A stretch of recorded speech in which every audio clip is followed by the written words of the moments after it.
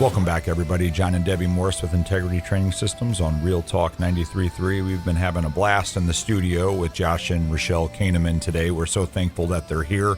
We've actually done a lot of talking on our breaks that you guys didn't get to be a part of. I wish you had been. We could have probably sat here for another 8 hours. But we just want to talk about, from a godly marriage perspective, what we feel causes a lot of marriages to tank or go south or eventually end in just ruin.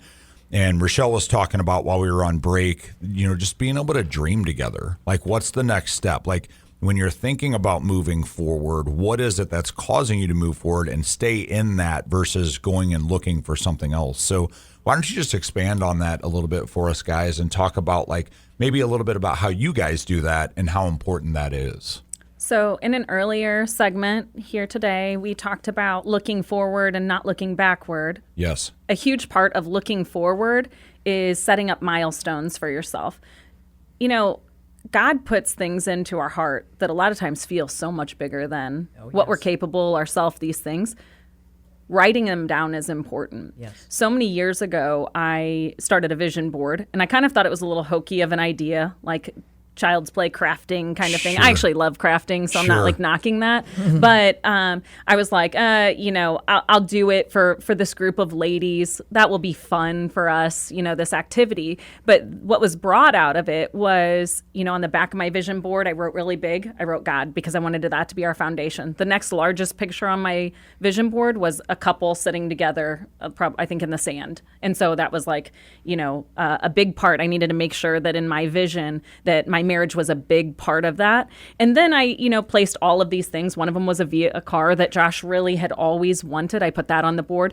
We were considering at that point, we had drawn on a napkin and had plans drawn for the house that we currently live in. Awesome. And so that was on the vision board. So great. Many different things. And so when I brought the vision board home, Josh said, I loved it so much. I brought it home and he said, I don't understand all the things. We'll probably need to go through some of this. But at the end of the day, he said, I can look across that board and see those are the things I want for my life as well. Awesome. Can that be our vision board? Good. And so the thing is that what has made us so strong in our marriage is that it's not about constantly looking for the next thing. But right. It is absolutely about setting goals together and to have this feeling that we're united, working for purpose, yes, and accomplishing these things. So when I look across my vision board now, I probably did that 6 years ago.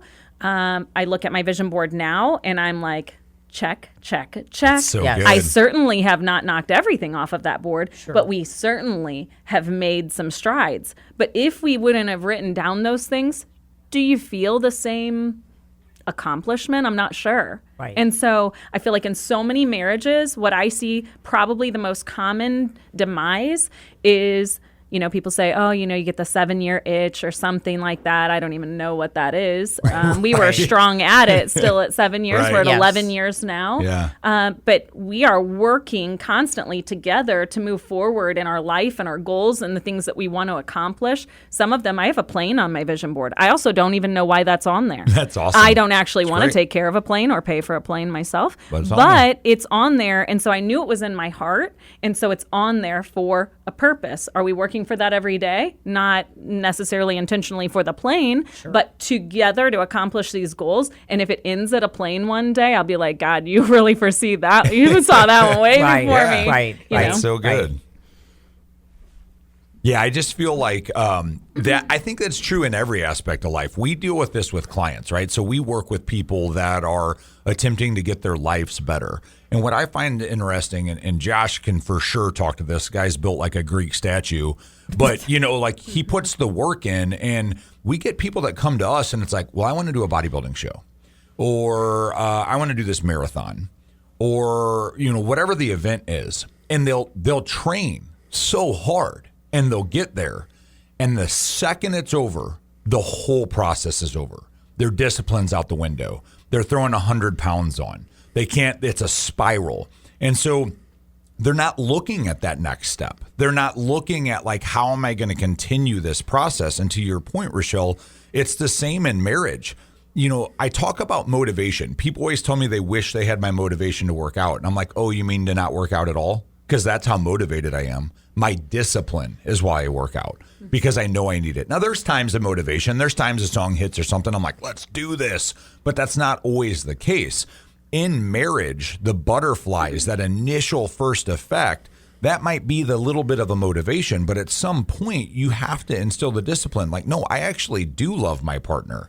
I actually do care about what the next step is. I do care that we remain together, and I do care that we do life together. So I have to think about what our next milestone is. Otherwise, you get interrupted by the noise, you know? And I just think that when I think about clients getting interrupted by the noise, we talked a little bit on break jokingly about like chips, right? You know, it's like, okay, well, I've done my show now, and so I just want to eat 2 bags of chips every day. And then next thing you know, you've gone awry in a marriage. It's like, okay, I've been married for 2 years. Like, that was pretty cool. But now my secretary is telling me that she thinks I look good in my suit. And when I go home, my wife asks me to do the dishes. Well, which one sounds better? So if you're not planning what the next phases are with your spouse and thinking that through, I just think it becomes too easy to get interrupted in life, you know? I think the hustle can, to some extent, cloud the dream. You know, so you're hustling so much on a regular basis. You're always moving, you're always doing, you're always working, but if you don't have that dream and you don't have that vision together, then the hustle can come in and kind of break up the possibility of accomplishing those dreams. And what I've found is that the dream or the vision for the future together brings me peace, and it organizes the hustle, and it brings purpose to it. You know, obviously a godly vision gives me purpose to get up each day and to do what I do. But John and I's vision together and what we want together and what we dream for together, now there's like fire behind it. It's big. Yeah. You know, It's habits. yeah. And it goes this whole, what all of you've talked about could go so deep. So I know we don't have a lot of time, but Right. It's discipline, and then it's habits. And it's the biggest thing that I have noticed and that I work on the hardest is self-awareness. Love it. So just like you said, you do a show, you get a 6-pack, you fertilize your grass, you stop, you start eating crappy. If you don't maintain it, Right. you just wasted that. So I'm chasing always to be the best version of myself I can be, because I haven't reached that person, and I never will. good. Yeah. So that's the biggest challenge for most people. Is it's hard. I haven't missed the gym in 1,721 days. Right? That's Today. my point. That's what I said. I You believe look at this. him and tell I believe that. this. I've done this, but it's been consistency, and Right. then it's discipline, and then I'm self-aware. I'm very self-aware. Every time I have a bad habit, for instance, my truck, I get out. Last year, it was just my truck's my office.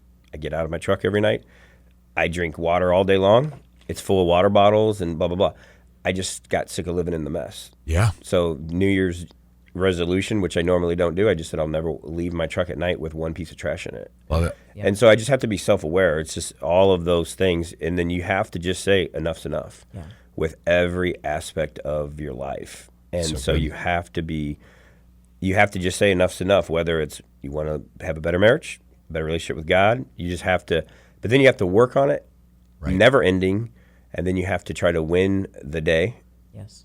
And then if you win that day, then you got to win the week. If you win the week, you win the month. If you win the month, you win the year. If you win enough years, you're starting to see the progress that most people say is too hard. It's very hard to work out on the day you have a surgery on your tricep. Right. It's very hard to work out with 104 fever.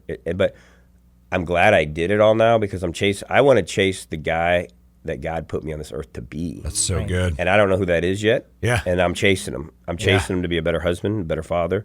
And you realize, wow, I should not have talked to my wife like that. Wow, I should not have talked to my kids like that. Wow, I should not have spent that much time on my phone. Right. And if you're not aware, most people just aren't aware. That's what I see the most of, just managing people.